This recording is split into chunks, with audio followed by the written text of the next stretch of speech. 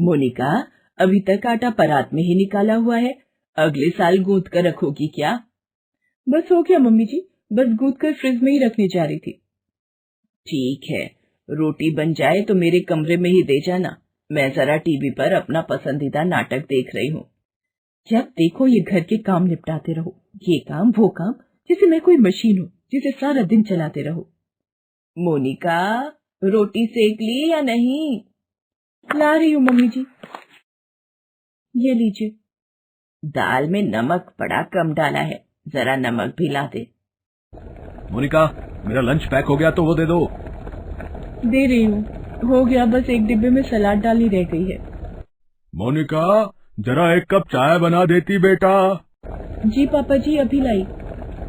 पता नहीं इन घर के कामों से कब छुटकारा मिलेगा। मुझे तो बहुत नींद आ रही है, काम करने का बिल्कुल भी मन नहीं हो रहा। ये शादी के बाद ससुराल में काम से बचने का कोई उपाय किसी तरह मिल जाए, फिर तो मैं एक भी काम नहीं करूंगी। ये क्या, एक बहू घर के कामों से बचने के लिए बन गई झूठी प्रेग्नेंट बहू, और बिना घर का काम किए बस आराम किया। ये तरीका तो बहुत बढ़िया है। क्यों ना मैं भी झूठ बोल दूं कि मैं प्रेग्नेंट हूँ, फिर मेरे से भी कोई काम नहीं करवाएगा। ये ठीक रहेगा, बस फिर तो आराम ही आराम है। मोनिका ने घर के कामों से बचने का बहाना ढूंढ लिया था। एक शाम, मम्मी जी, मेरा ना जी मिचला रहा है और सिर भी भारी है। पता नहीं, मैंने अपनी मम्मी को फोन पर बताया तो वो बोली कि ये तो खुशी की बात है। मोनिका, इसका मतलब तुम माँ बनने वाली हो। तुम्हारी मम्मी इसीलिए खुश थी। मैं उन्हें अभी फोन पर बधाई देती हूँ। मेरा काम बन गया, अब तो मुझे आराम से बैठकर बस खाना पीना है। अभी देखती हूँ ये क्या कहती है। मोनिका मशीन लगाकर कपड़े धोने लगती है तभी। अरे मोनिका, क्या हुआ? सिर क्यों पकड़ रखा है? मम्मी जी पता नहीं, सिर भारी लग रहा है। अरे तो कपड़े धोने इतने ही जरूरी हैं तो मैं धो लूंगी, तुम कमरे में जाकर आराम करो। जी मम्मी जी, मैं कमरे में जाकर आराम करती हूँ, वो शाम को मेथी आलू बनाने के लिए साफ करने। अरे मैं बना दूंगी शाम का खाना, तू बस आराम कर। चलो, अब आराम से घोड़े बेचकर सो जाती हूँ। मोनिका ने झूठ बोलना शुरू कर दिया था। पारस भी अब मोनिका का पूरा ध्यान रखने लगा था। एक शाम, इसमें तो लिखा है तीसरा महीना शुरू हो, तो मतलब मुझे भी थोड़ा पेट दिखाना पड़ेगा। ये चुन्नी बांध लेती हूँ, सूट के नीचे किसी को दिखाई नहीं देगी। कहीं जा रहे हो बेटा? हाँ मम्मी, वो मेरे कुछ दोस्त क्लब में पार्टी दे रहे हैं तो जा रहा हूँ। पारस, मैं भी आपके साथ पार्टी में चलूं? मोनिका, नहीं बहू, तुम्हारा भी तीसरा महीना है, कहीं ऊंच नीच हो गई तो? भीड़ भाड़ में अब 9 महीने तक बिल्कुल भी जाने की जरूरत नहीं है। ओहो, मैं तो लेटे लेटे थक गई हूँ। अगर मैंने ये झूठ ना बोला होता तो मैं भी पारस के साथ पार्टी में जा पाती, पर अब तो मुझे मम्मी जी की बात माननी होगी। जैसे जैसे दिन बीत रहे थे, मोनिका अब खाली रहकर ऊबने लगी थी। एक शाम, अरे कल्याणी, अब पायल का रिश्ता पक्का हो गया है, हमें सहारनपुर जाना है। सगाई का फंक्शन भाई साहब ने इसी सोमवार का रखा है, हमें जाना होगा। तो ठीक है, मैं माला को बोल दूंगी, एक दिन बहू के पास आकर रुक जाएगी। अब पारस को तो साथ जाना ही पड़ेगा, अपनी गाड़ी से ही चल लेंगे। पर मम्मी जी, मेरा भी मन है पायल की सगाई में शामिल होने का। मेरी शादी के बाद ये पहला कोई फंक्शन है हमारे घर का। नहीं नहीं मोनिका बहू, बिल्कुल नहीं, तुम्हारा पहला बच्चा है, सफर में ले जाना तो बिल्कुल सही नहीं रहेगा। वैसे भी तुम कहती हो कि तुम्हारे सिर में दर्द बहुत रहता है और चक्कर वगैरह आ गए तो तुम्हारे लिए तो इस मामले में मैं बिल्कुल भी रिस्क नहीं उठा सकती।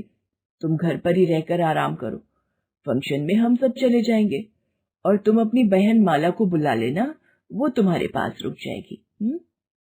अब क्या करूं? ये लोग तो मुझे कहीं भी लेकर नहीं जा रहे हैं। ऐसे तो मैं पूरे 9 महीने तक कहीं भी नहीं जा पाऊंगी, और 9 महीने बाद अगर मेरी सच्चाई इन लोगों को पता चली तो फिर तो मैं गई। अभी तो घूम लेती, बाद की बाद में देखी जाएगी। मम्मी जी प्लीज, मैं अपना ध्यान रखूंगी, आप सबके बिना मेरा भी यहाँ मन नहीं लगेगा। मम्मी घबराने की कोई बात नहीं है, मैं गाड़ी आराम से चलाऊंगा। कल्याणी, अगर बहू का मन है तो ले चलो। शायद तुम ठीक ही कह रही हो, ऐसे में मन मारना भी तो ठीक नहीं रहता, पता चले पीछे से और चिंता में घुली जाए। ठीक है बहू, पर ध्यान रखना, ज्यादा उछलने कूदने की जरूरत नहीं है। कल्याणी मोनिका को अपने साथ फंक्शन में ले जाने के लिए तैयार हो जाती है, पर मन ही मन मोनिका बहुत टेंशन में थी कि कहीं वहां पर उसकी सच्चाई सबके सामने ना आ जाए कि वो एक झूठी प्रेग्नेंट बहू है। सब लोग फंक्शन में पहुंचते हैं। मोनिका भी फंक्शन में किए जा रहे सारे कार्यों में हिस्सा ले रही थी। कल्याणी उसे बोली, मोनिका, मैंने तुम्हें मना किया था ना कि ज्यादा उछल कूद करने की जरूरत नहीं है।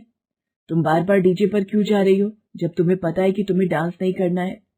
मम्मी जी, आशा भाभी जबरदस्ती ले गई थी, इसलिए उनके साथ थोड़ा डांस कर लिया। कल्याणी, मोनिका को देखकर लगता नहीं है कि इसे तीसरा महीना लगा हुआ है।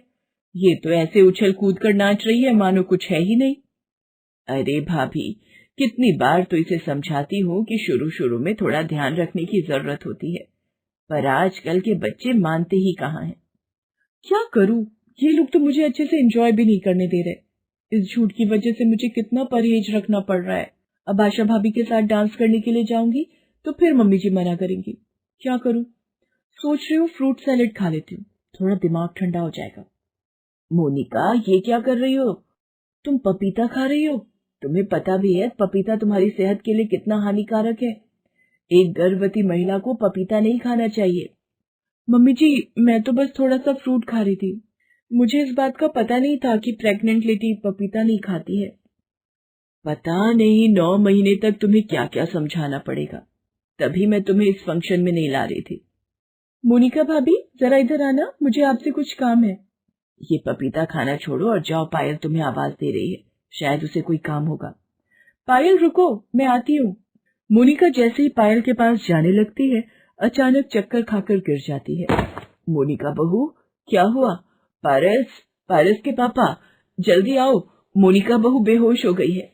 कितना मना किया था मैंने इस हालत में हमारे साथ सफर करके फंक्शन में ना आए, पर मेरी मानता कौन है, अब बेहोश हो गई है।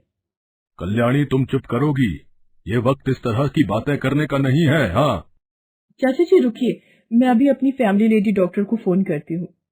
पायल लेडी डॉक्टर को फोन करती है। कुछ देर बाद डॉक्टर मोनिका को देखने आती है और उसका चेकअप करती है।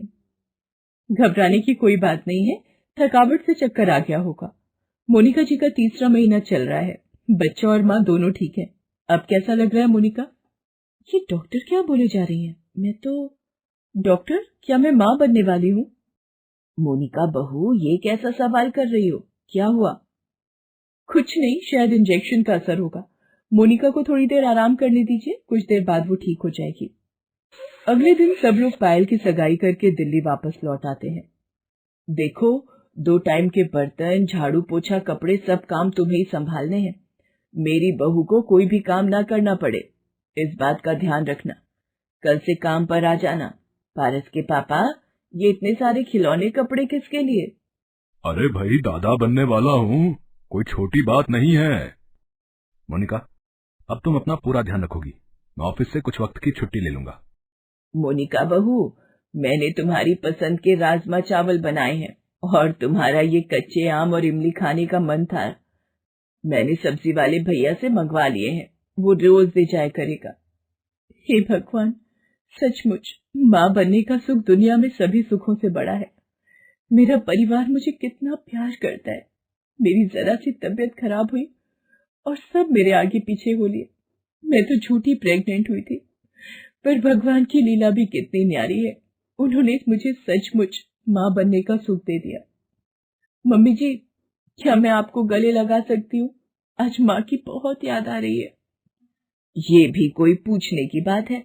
आ, जल्दी से मेरे गले लग जा मेरी बच्ची, और अपना ध्यान रखा कर। मैं तुझे गर्मा गर्म राजमा चावल डाल कर देती हूँ, तू भरपेट खाना खाया कर। अब तुझे अपना और आने वाले बच्चे दोनों का ख्याल रखना है। ठीक है मम्मी जी। दुनिया में सबसे प्यारी मेरी सासू माँ।